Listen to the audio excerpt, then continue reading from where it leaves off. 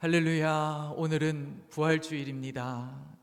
어느 시인의 말대로 땅속에 있는 씨앗들이 눈을 뜨는 소리가 들린다고, 그리고 먼 산에서 꽃이 피어오르는 소리로 우리의 귀가 시끄럽고 소란스러운 계절이라고 이렇게 얘기하는 바와 같이 이제 봄 기운이 많이 완연해졌어요.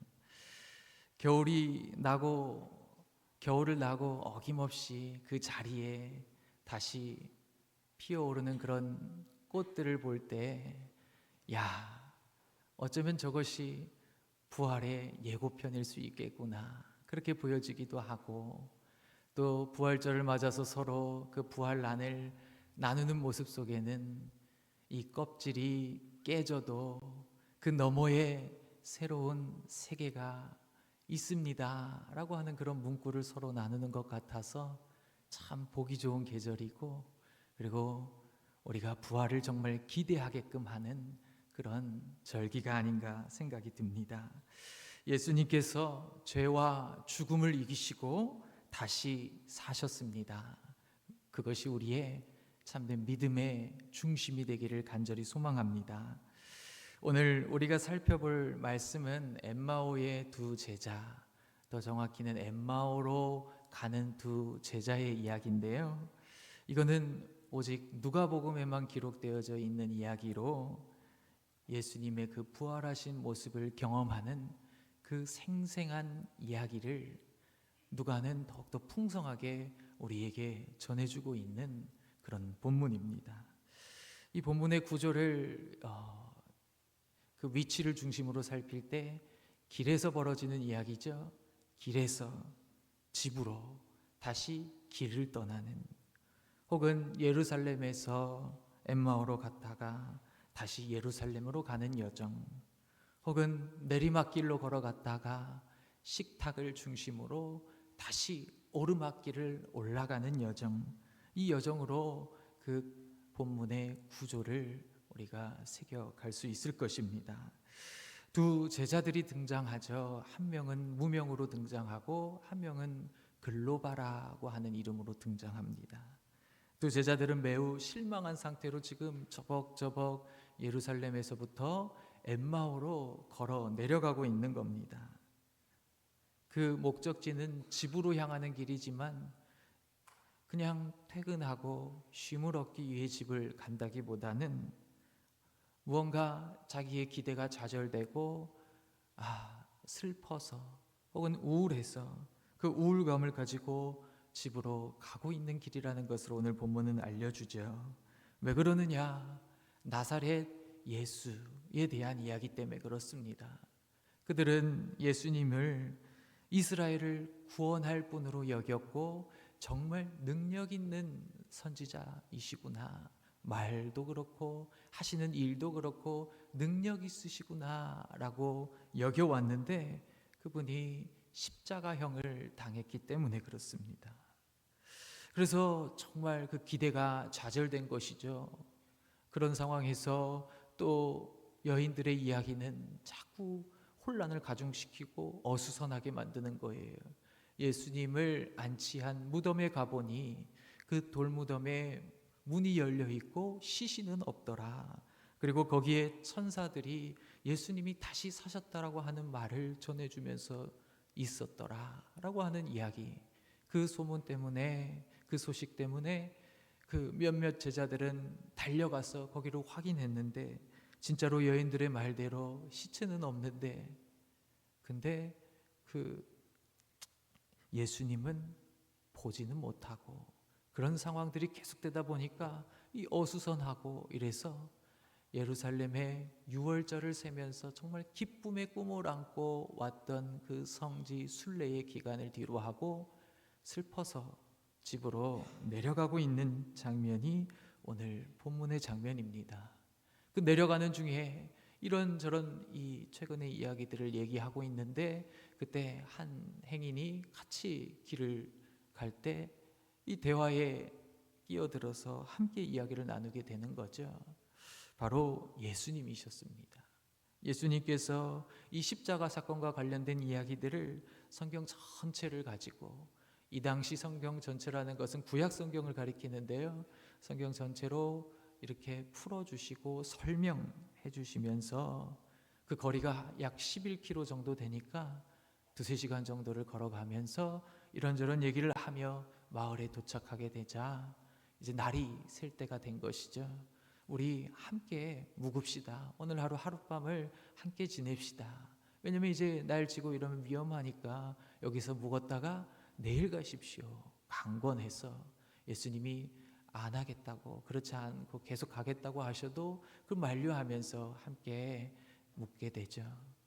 그 집이 누구의 집이었는지는 알 수 없지만 그 집에서 이제 시장한 그 뱃속을 채우기 위해서 함께 식사를 하고 있는데, 식사 중에 예수님이 정말 그들의 눈에 한 행인이 아니라 예수님으로 비춰지게 되면서, 부활하신 예수님을 그동안 못 알아보고 있었다가 예수님이 살아계시구나 라는 것을 깨닫게 되고, 그러자 그때서야 예수님이 없어지고 사라진 가운데 너무 기쁜 나머지 그 슬픔의 빛으로 그 그림자 아래 살아가려고 했던 두 제자들이 그 길로 다시 나서서 위험하기 때문에 머무르고 가라고 했던 그들의 입이 마치 무색할 만큼 다시 그 길을 그 밤에 나서서 예루살렘으로 돌아가고, 거기에서 이미 모여있는 제자들에게 부활 소식을 들으면서도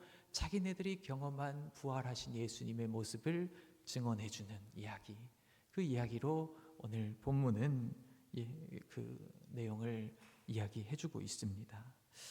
오늘 이 본문을 통해서 우리가 먼저 왜 이 본문을 누가는 믿는 신앙 공동체에게 전해주고자 했을까 했을 때, 그것은 바로 우리도 마찬가지로 예수님이 정말 가까이 계신데도, 우리의 곁에 계신데도 어쩌면 우리가 알아차리지 못하고 있는 아이러니에 빠져 있는 것은 아닌지 돌아보고 예수님을 꼭 발견하라고 그렇게 요청하는 그 사도의 그런 일들과 함께 전해주는 누가의 이야기가 아닌가, 그런 생각을 하게 되는 것이죠. 먼저 오늘 본문을 살펴볼 때 첫 번째로 우리가 질문하고 들어갈 것은 이 사람들이 나누는 대화의 내용이 무엇인가, 그거를 물어볼 필요가 있습니다. 최신 뉴스죠. 예루살렘에서 벌어진 최근에 정말 핫한 뉴스, 그게 뭐냐? 바로 예수님께서 십자가에 돌아가시는 사건들이 지금 그 주변에서 정말 떠들썩한 소식, 떠들썩한 뉴스였다라는 것입니다. 이들이 길을 가면서 슬픈 빛을 띠면서 함께 이렇게 대화를 하려고 우리 길 가는 중에 끼어든 한 사람에게 말하는 것이죠. 무슨 일로 무슨 이야기를 했냐? 예루살렘에 체류하면서 그 일을 모르느냐라고 하면서 얘기를 해줍니다. 19절에 보시면, 나사렛 예수의 일이니 그는 하나님과 모든 백성 앞에서 말과 일에 능하신 선지자이거늘 우리 대제사장들과 관리들이 사형 판결에 넘겨주어 십자가에 못 박았느니라.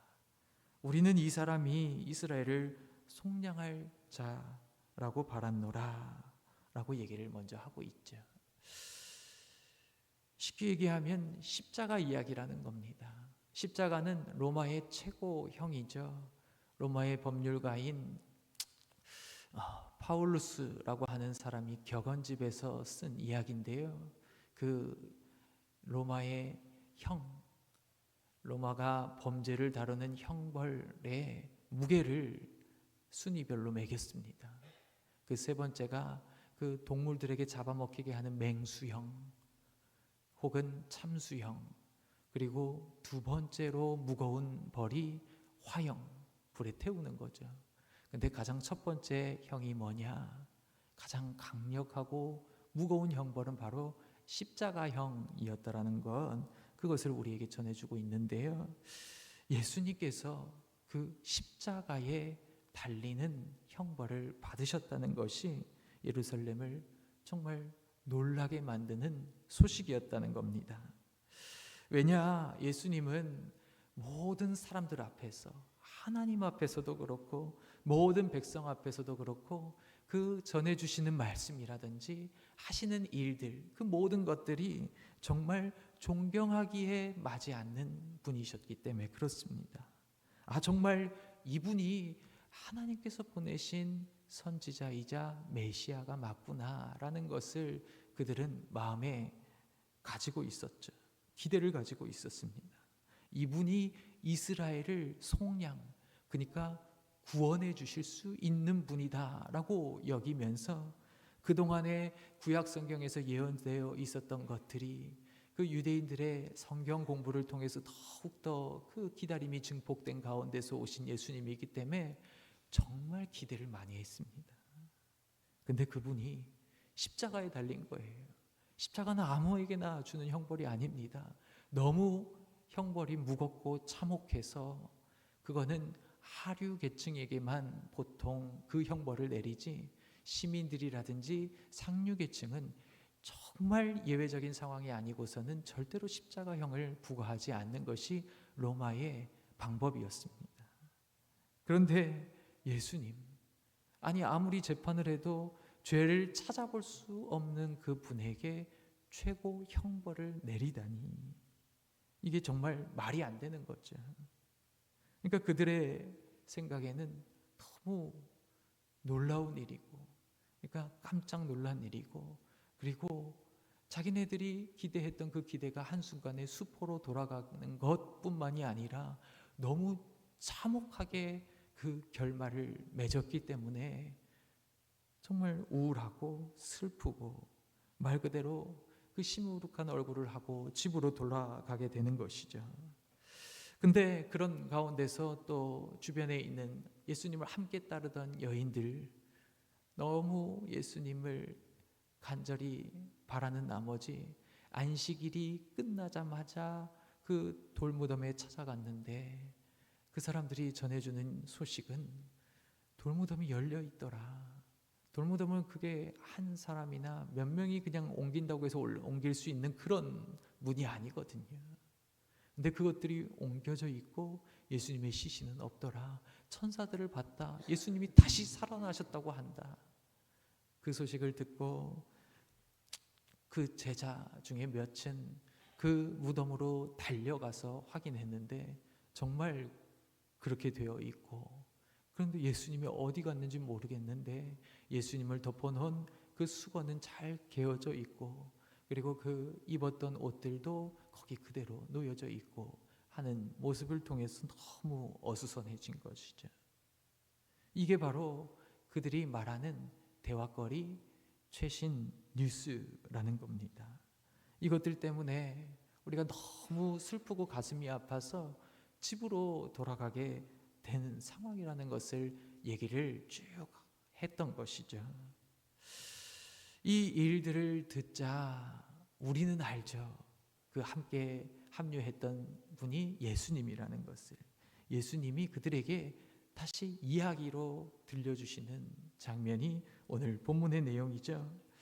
예수님이 이렇게 얘기하십니다. 25절 26절에 보시면 이르시되 미련하고 선지자들이 말한 모든 것을 마음에 더디 믿는 자들이여, 그리스도가 이런 고난을 받고 자기의 영광에 들어가야 할 것이 아니냐 하시고, 이에 모든 모세와 모든 선지자의 글로 시작하여 모든 성경에 쓴 바 자기에 관한 것을 자세히 설명하시니라 라고 하면서 성경 전체가 어떤 내용인지, 그리고 이 십자가 사건이 어떤 맥락 속에 들어있는 것인지, 지금 이 십자가라고 하는 비극적인 일이 사실은 비극이 아니라 승리의 사건이었다라는 것을 그들에게 이야기를 통해서 설명해 주시는 것이죠. 더 정확히는 성경 이야기입니다.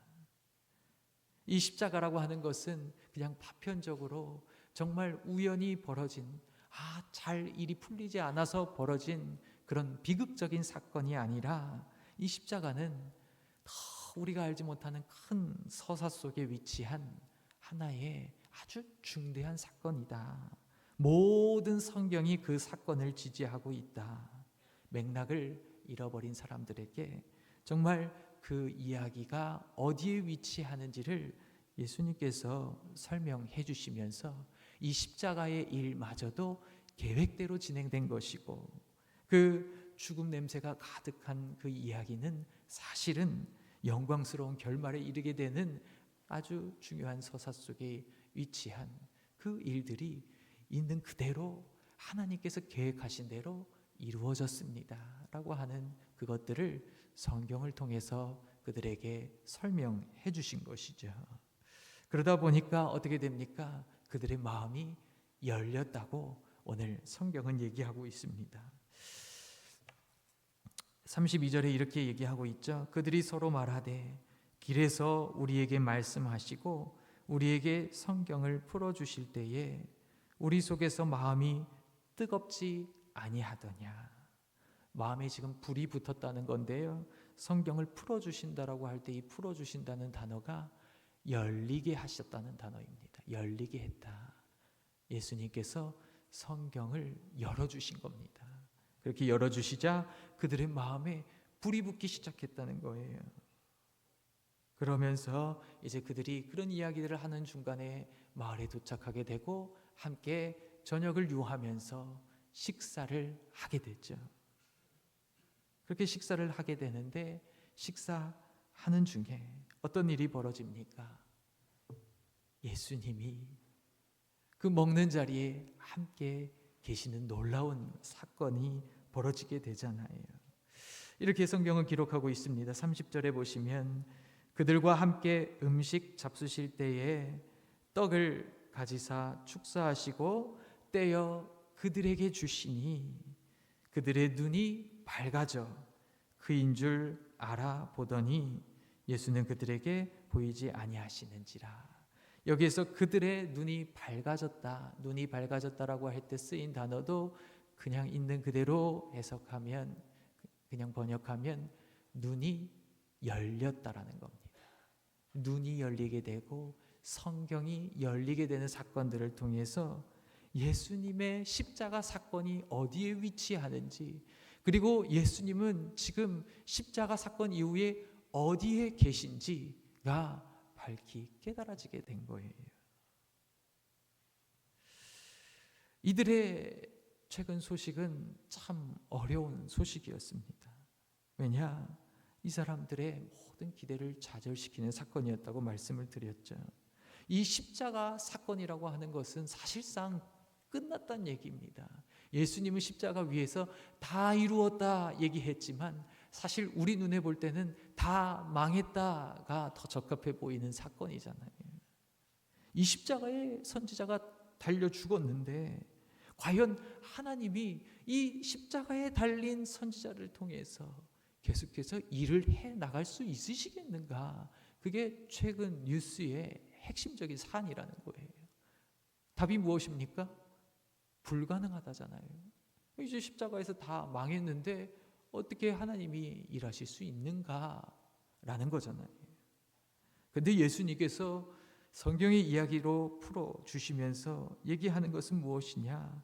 이거는 성경에서 그 모든 성경에서 가리키고 있는 것과 같이 이루어진 사건이고, 그리고 모든 성경의 지지를 받는 사건이고, 비극적인 일이 아니라 이 일을 통해서 하나님이 일하시고자 했기 때문에 십자가의 일이 이루어진 거다. 그렇게 얘기를 해준 거예요. 그렇죠? 근데 이렇게 아무리 얘기를 해줘도 우리 마음속에 정말 부활하신 예수님이 살아나시겠는가? 부활하신 예수님이 우리 가운데 거하실 수 있겠는가 물어본다면 우리는 쉽게 그렇다고 답변할 수 없죠. 왜 그렇습니까? 제가 그동안은 부활절 설교를 준비해야 되면 늘 부활이 어떻게 이루어졌는지를 납득시키려고 하는데 좀 더 초점을 뒀던 설교를 했는데, 이번에 설교를 준비하면서는 사실 그렇지, 부활을 머리로 그렇게 이해시킨다고 해서 부활이 믿어졌으면 모두가 부활을 믿겠지. 부활을 믿음으로 받아들이는 그 사건은 사실은 그런 어떤 논리적인 작업으로 해결될 수 있는 문제가 아니라는 것이죠. 예수님이 그 삼위일체 하나님이 그러셨듯이 우리와의 인격적인 교제 속에 부활하시는 예수님이 믿어지게 되고, 내 삶에 내가 주님이 원하시는 모습대로 행하면서 주님이 살아계시다라는 것이 선명하게 드러나게 되고, 그리고 나는 어디 길을 지금 향하고 있는가, 나 또한 예수님을 따라가서 죽든지 아니면 예수님 믿지 않고 그냥 자연으로 죽든지 어째 됐던 간에 죽음의 길로 걸어가고 있는데 나의 삶의 방향과 의미를 어떻게 세워야 하는지도 예수님을 통해서 발견해 나아가면서 부활하신 예수님이 우리 마음에 더욱 확증되는 것이거든요. 그러니까 머리로 이해시킨다고 될 것이 아니라는 거죠. 예수님께서는 성경을 풀어서 열어서 설명해 주시지만 어디까지나 이거는 이해는 되는 이야기죠.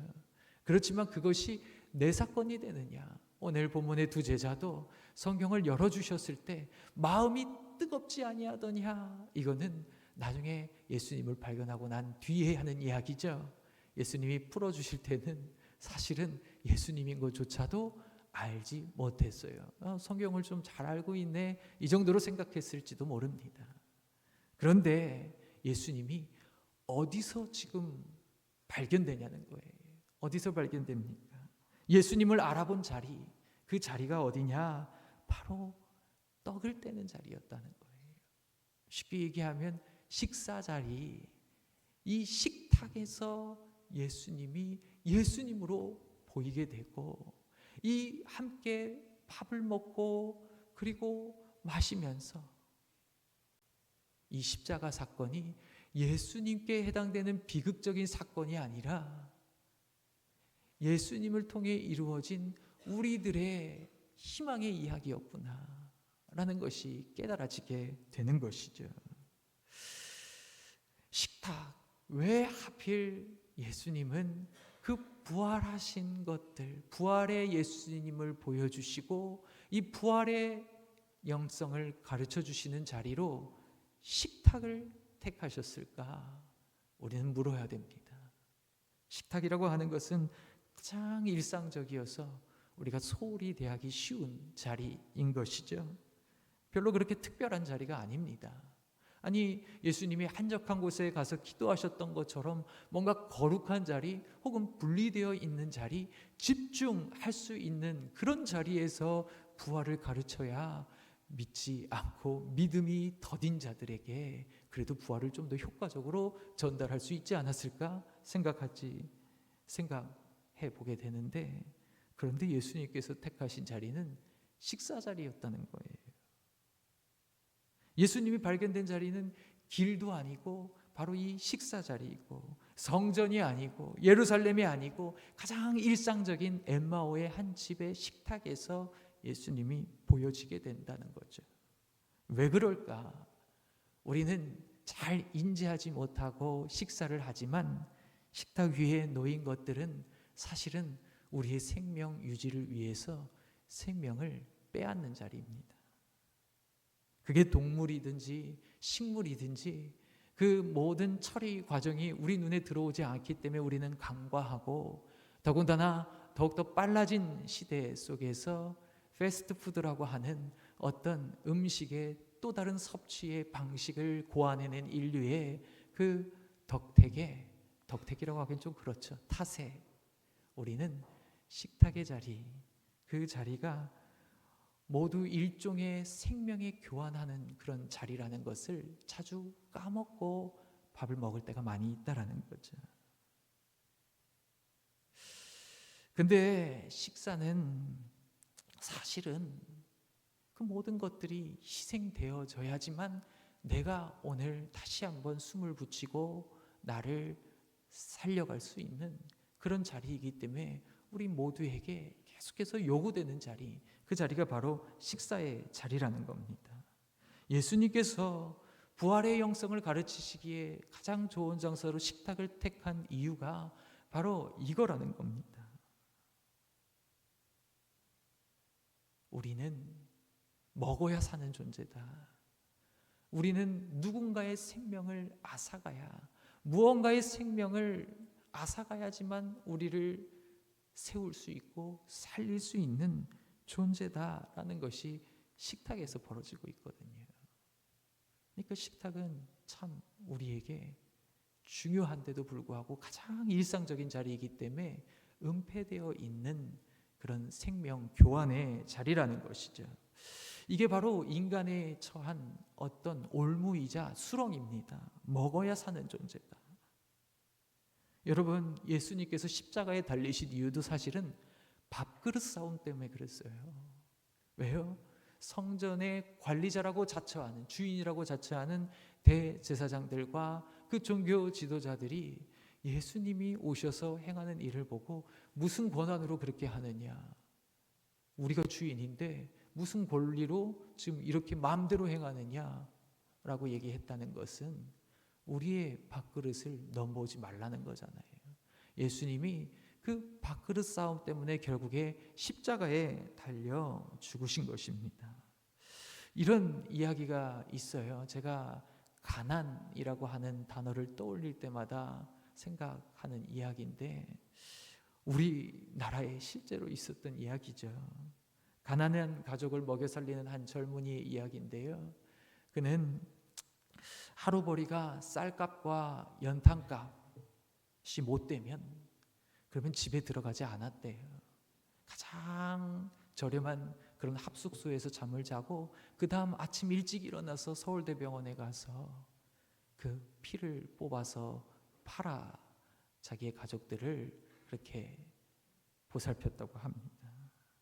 근데 그 사람이 일찍 피를 뽑기 전에 하는 일이 있었는데, 그 냉수를, 수도가에서 찬물을 월컥월컥 들이마시고 피를 뽑았대요. 그 나름의 생각은 그 물을 가득 마시면 쉽게 얘기하면 피에 물타기를 한다는 거죠.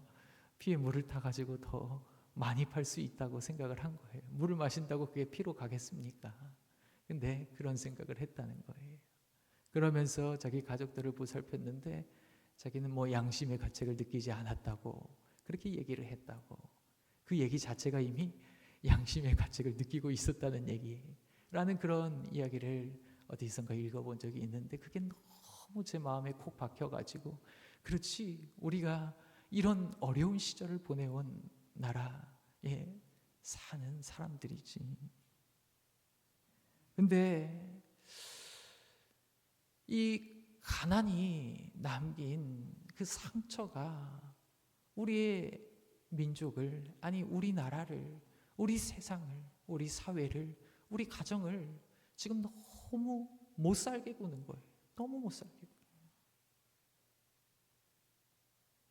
이런 일들을 겪고 나면 어떤 생각을 하게 됩니까? 우리 다시는 이렇게 살지 말자. 개인의 IMF잖아요. 근데 이 가난을 잊지 않고 다시는 이런 비참한 일에 처하지 말자라고 다짐할 수밖에 없게 되는 거죠. 근데 안타깝게도 그 다짐이 종살이의 시작입니다. 안타깝지만 그것이 종살이로 가게 하는 길의 시작점이라는 거예요. 그래서 그 사람들이 걸어가는 문화, 그 사람들이 향유하는 문화는 이제 더 이상 길의 문화가 아니라 도로, 고속도로의 문화가 됩니다. 고속도로가 얘기하는 것은 무엇입니까? 빠르면 빠를수록 좋잖아요. 그렇죠? 그 길이 짧아지면 짧아질수록 신속 정확할수록 자기 시간을 아끼고 더 많은 것을 벌어들일 수 있기 때문에 좋은 것입니다. 도로, 고속도로와 길은, 우리는 이제 모국어가 한국어니까 뉘앙스를 잘 알잖아요. 길이라고 하는 것은 걸어다니면서 이런저런 주변도 살피게 되고 함께 합류하는 사람과 이야기도 할 수 있는 시간도 있고, 뭐 피어오른 들꽃도 볼 수도 있고, 내가 지금 걸어가는 방향이 어딘지 생각도 할 수도 있고, 이런 시간들인데, 우리는 그 가난이 남긴 상처 때문에 이제 고속도로에 올라탔어. 부단히 달리기만 하다가 인생에 이 힘이 빠지면 손을 펴게 되고 그리고 하늘나라로 가게 되는 것이죠. 이것이 결국에는 우리를 망가뜨린 길이라는 겁니다. 왜 그런 겁니까? 밥그릇 때문에 그렇습니다. 왜요? 우리는 먹어야 살기 때문에. 근데 이 먹어야 산다라고 하는 것은 쉽게 얘기하면 희생의 메커니즘이잖아요. 뭔가를 잡아먹고 앗아 먹어야지만 내가 살 수 있다라는 것입니다. 전쟁도 마찬가지죠. 그게 밥그릇 싸움입니다. 결국에 무언가를 재물을 삼아야지만 내가 살 수 있다라는 것은 인류가 그동안의 배고픔과 어려움을 겪어내면서 그 뼈저리게 가슴속에 새긴 일종의 슬로건이자 가치관이라는 거예요. 이게 바로 인류가 습득한 삶의 도식이라는 겁니다. 근데 지금 예수님께서 이 식탁의 자리를 통해서 얘기해 주고 싶은 것이 무엇이냐? 식탁, 우리가 먹고 있는 이것 자체가 이미 희생의 가치이지만 너희가 습득한 것이 다른 사람을 취해서 너희가 살아내는 방식이지만 이제는 그 방식을 취하지 않아도 된다라는 것을 얘기해 주는 것이 바로 부활 사건이라는 겁니다. 이제는 재물 삼는 삶을 살지 않아도 된다. 너희가 죽을 것 같지만 죽지 않는다. 내 뜻대로 행하면 죽을 것 같지만 살 수 있다라는 것을 예수님께서 직접 몸소 보여주신 사건이 부활 사건이라는 겁니다. 우리는 이 전쟁하는 뉴스를 들으면 언제 이 기름값이 다시 내려갈지, 그리고 언제 비행기 유류세가 낮춰질지 이런 것들만 고민하고 살아가지, 그 모습 속에서 인간이 가지고 있는 그 뼈저리게 아픈, 가슴 아픈 현실, 그리고 죄의 모습, 이 뿌리 깊은 것들을 바라보지 못한다는 거죠.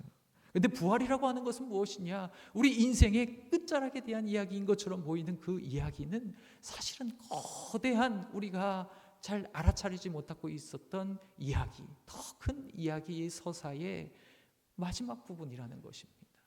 거기에 십자가가 있고, 그래서 우리의 끝을 알게 되면 결국에는 우리가 오늘을 사는 삶의 모습이 바뀌어질 수 있다. 우리가 부활 때문에 우리 삶이 부활로 조성되는 그 모습은 어떤 모습으로 빚어져야 되는가 얘기할 때, 앗아가는 삶에서 이제는 베푸는 삶으로, 희생하는 삶으로, 남을 위해서 내가 내 것을 내어줄 수 있는 삶을 살아도 내가 죽지 않는다라고 하는 것을 알려주시는 그 귀한 메시지가 바로 부활의 메시지라는 겁니다.